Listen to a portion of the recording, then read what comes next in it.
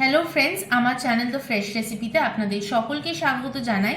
আজ আমি আপনাদের জন্য একটি খুবই ইন্টারেস্টিং মাটনের রেসিপি নিয়ে এসেছি। খুবই সংক্ষেপে মশলাদার মাটন রেসিপি কিভাবে তৈরি করা যায় আসুন তাহলে দেখে নিই। এখানে আমি 500 মাটন নিয়েছি। মাটনটা আমি খুব ভালো করে ধুয়ে পরিষ্কার করে নিয়েছি।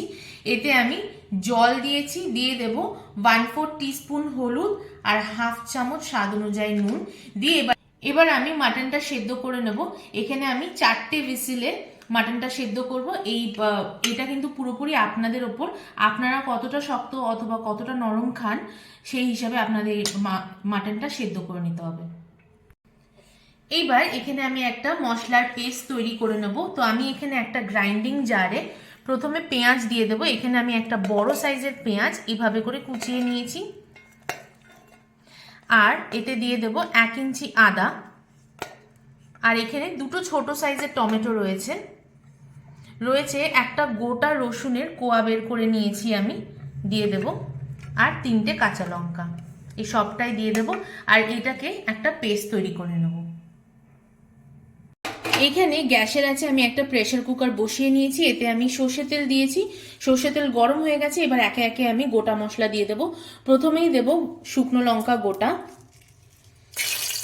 আর এখানে আছে 1 ইঞ্চি দারচিনি, এখানে রয়েছে 5টা লবঙ্গ, 3টে এলাচ, আর 8 থেকে 10টা কালো গোটা গোলমরিচ, সবটাই দিয়ে দেব। এইবার খানিকক্ষণ পর আমি যে পেস্টটা তৈরি করেছিলাম সেই পেস্টটা দিয়ে দেব। পেস্টটা দেওয়ার পর খুব ভালো করে নাড়িয়ে নিতে হবে, আর এটা আমি খানিকক্ষণ এবার কষিয়ে নেব যাতে এর যা কাঁচা গন্ধ রয়েছে সেটা যাতে চলে যায়। এখানে খানিকক্ষণ কষিয়ে নেওয়ার পর এতে আমি গুঁড়ো মশলা দিয়ে দেবো। এখানে নিয়েছি হাফ চামচ হলুদ গুঁড়ো, 1 চামচ কাশ্মীরি লাল লঙ্কার গুঁড়ো, 1.5 চামচ ধনে গুঁড়ো, আর 1.5 চামচ লঙ্কার গুঁড়ো। এখানে লঙ্কার গুঁড়োটা নিজেদের স্বাদ অনুযায়ী দিতে পারেন, যে যতটা ঝাল খান আর কি।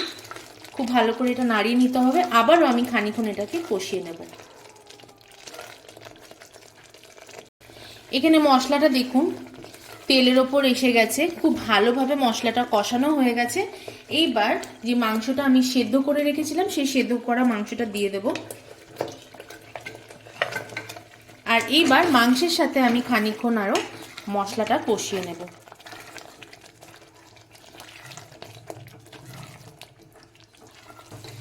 দেখুন আমি মাংসটা মশলার সাথে খুব ভালোভাবে কষিয়ে নিয়েছি, কষানো হয়ে গেছে। এবার এতে আমি জল অ্যাড করব। আমি কিন্তু নর্মাল জল অ্যাড করব না, এই জলটা অ্যাড করব, যেই জল দিয়ে আমি মাটনটা সেদ্ধ করেছি, মানে মাটন স্টকটা দিয়ে দেব। এখানে আপনি যতটা গ্রেভি রাখতে চান মাটন স্টকটা কিন্তু ততটাই দেবেন, আমিও ততটাই দিলাম। এইবার আমি এটা ঢেকে 1টা অথবা 2টো আমি সিটি দিয়ে নেব, যতটা আপনারা মাংসটা নরম করতে চান অথবা শক্ত রাখতে চান। দেখুন এখানে আমি 2টো সিটি দিয়ে নিয়েছি, তারপর আমি ঢাকনাটা খুলে নিয়েছিলাম। ঠিক এই সময় নুনটা চেক করে নিতে হবে।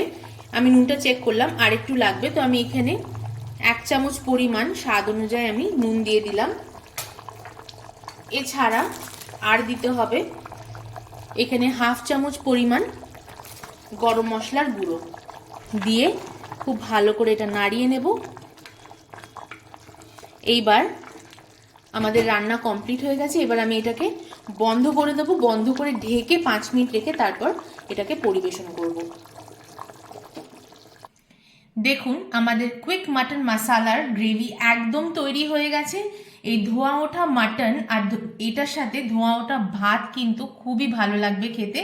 এটা চাইলে আপনারা রুটি, পরোটা, নান, কুলচার সাথেও ট্রাই করতে পারেন। তাহলে এই রেসিপিটা কেমন লাগলো অবশ্যই আমাকে কমেন্ট করে জানাবেন, আর ভালো লাগলে কিন্তু লাইক, শেয়ার, সাবস্ক্রাইব করতে ভুলবেন না। তাহলে আজ ভিডিওটা এখানেই শেষ করছি, আবারও আসবো একটা নতুন রেসিপি নিয়ে। আপনারা খুব ভালো থাকবেন, সুস্থ থাকবেন, ধন্যবাদ।